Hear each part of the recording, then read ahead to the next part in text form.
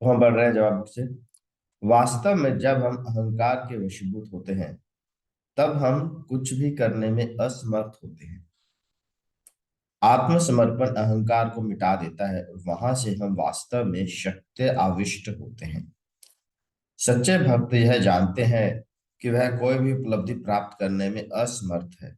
वे जो कुछ भी करते हैं वह गुरु एवं कृष्ण की अहेतुक कृपा से करते हैं।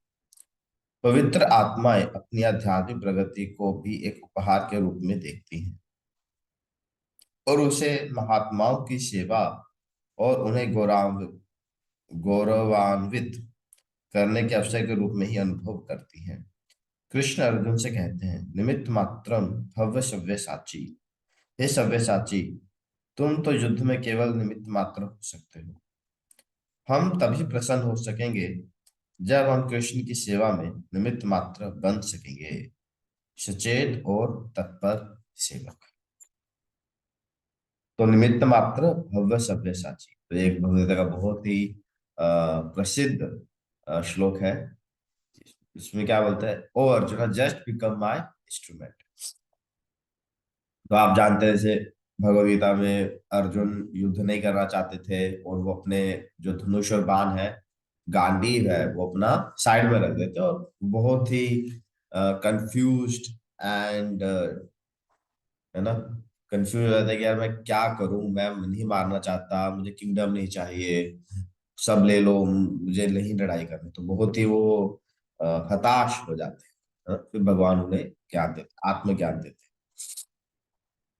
तो उसमें ही भगवान क्या कहते हैं, भगवान कहते हैं कि अर्जुन तुम इनके लिए रो रहे हो, है ना, तुम इनके मृत्यु के कारण रो रहे हो कि अगर तुम ने मारो, तुम युद्ध करोगे तो इनकी मृत्यु हो जाएगी। तब भगवान कहते हैं कि अरे, जब भगवान अर्जुन को अपना काल रूप दिखाते हैं, है ना, विशाल विराट रूप दिखाते हैं, तो भगवान कहता है अरे इनको तो मैंने अपनी योजना से मार ही दिया है। ये सब क्या है, इन सबको मैंने अपने मार ही दिया है, तुम तो बस एक क्या हो, इंस्ट्रूमेंट हो। अ, जैसे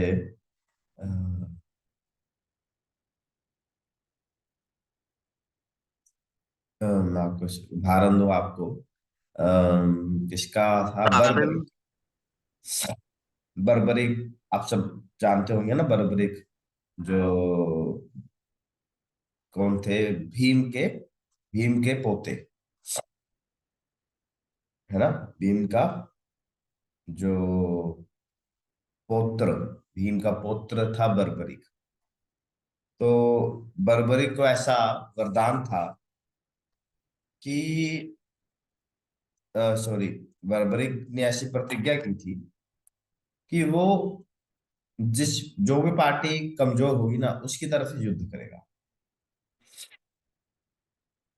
तो भगवान ने देखा अरे ऐसे तो युद्ध कभी समाप्त ही नहीं होगा, क्योंकि वो पांडवों की तरफ से युद्ध करेगा तो कौरव जो है वो कमजोर पड़ जाएंगे, वो कमजोर पड़ जाएंगे तो कौरवों की ओर हो जाएगा, कौरवों की ओर से युद्ध करेगा तो पांडव कमजोर हो जाएंगे, फिर वो पांडव की ओर आ जाएगा, ऐसे ऐसे चलता रहेगा तो कभी अंत निकलेगा ही नहीं।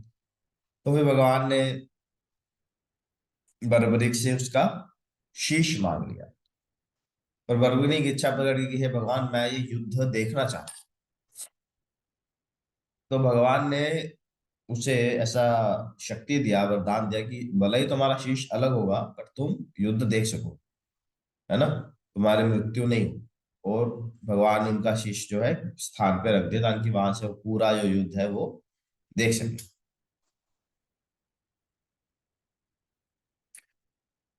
तो जब पूरा महाभारत का युद्ध हो गया, है ना, पूरा युद्ध हो गया, सारा खत्म हो गया, तो निश्चय रूप थोड़ा सा वो हो जाता है ना, अभिमान होता है, देखो यार मैंने इतने लोगों को मारा, मेरी वजह से युद्ध जीत गए, मैंने इसको मार दिया, उसको मार दिया।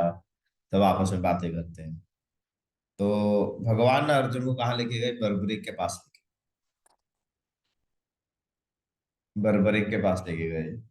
और भगवान बोले कि चलो यार, उन बर्बरिक से पूछते हैं, क्योंकि बर्बरिक ने तो सब देखा है, हम तो फिर भी युद्ध में व्यस्त हो गए, तो है ना, अर्जुन ने नहीं देखा होगा भीम ने क्या किया है, भीम ने नहीं देखा होगा युधिष्ठिर ने क्या किया है, तो ऊपर उसने सारा कुछ देखा, तो सबको उसके पास लेके गए, बर्बरिक के पास।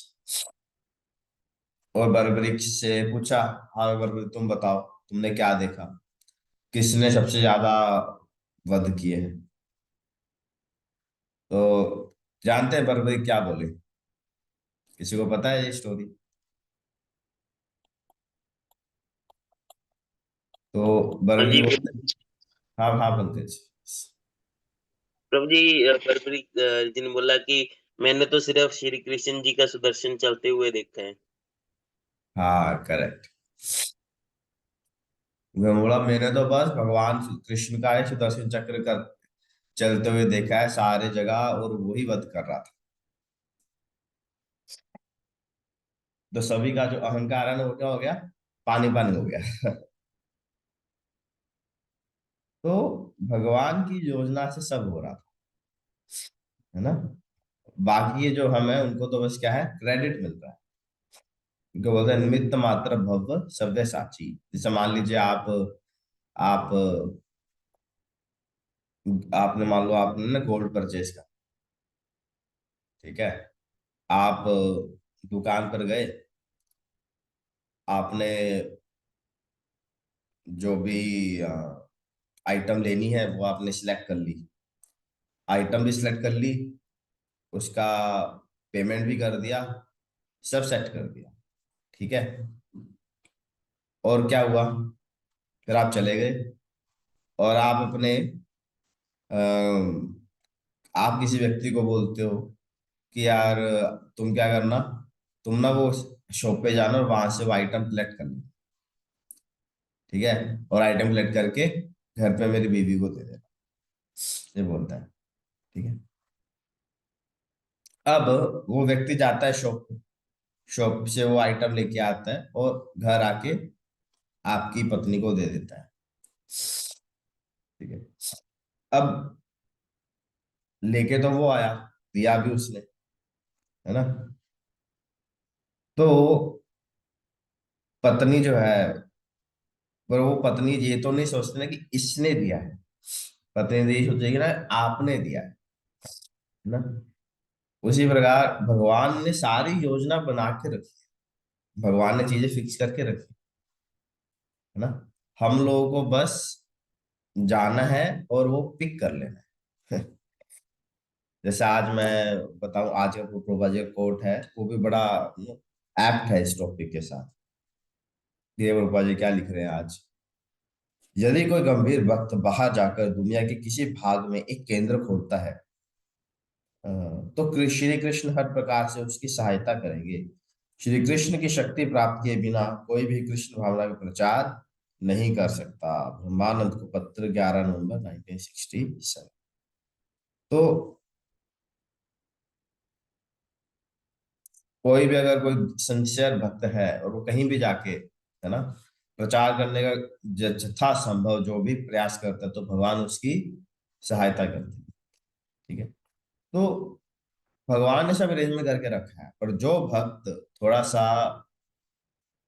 सा क्या बोलेंगे, कठिनाई लेकर भगवान के लिए कुछ करने का प्रयास करता है, तो भगवान उसे पूरी सहायता करते हैं, ठीक है।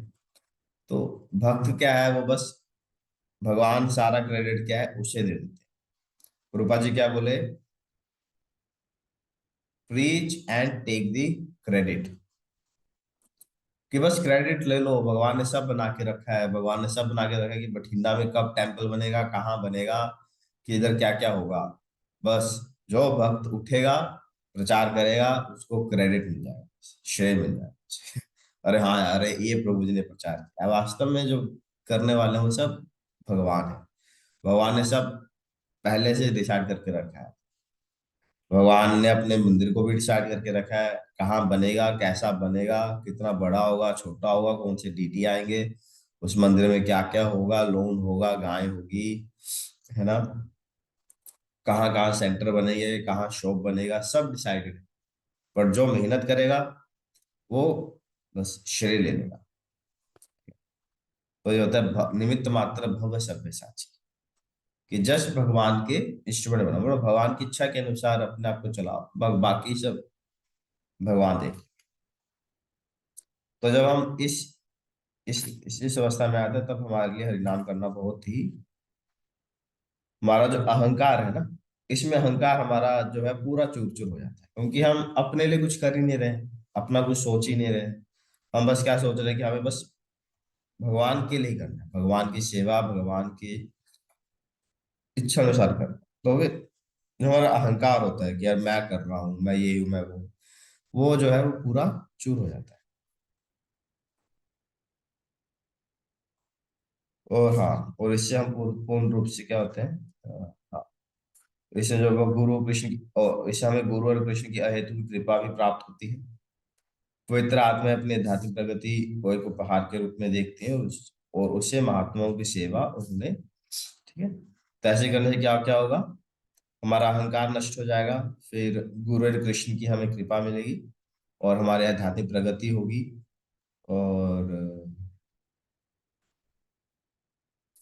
महात्माओं की सेवा, और हमें अवसर मिलेगा कि हम महात्माओं की सेवा कर सकें। ठीक है। हरे कृष्णा, आज के लिए इतना ही। श्री हरिनाम प्रभु की जय। कोई प्रश्न किसी का?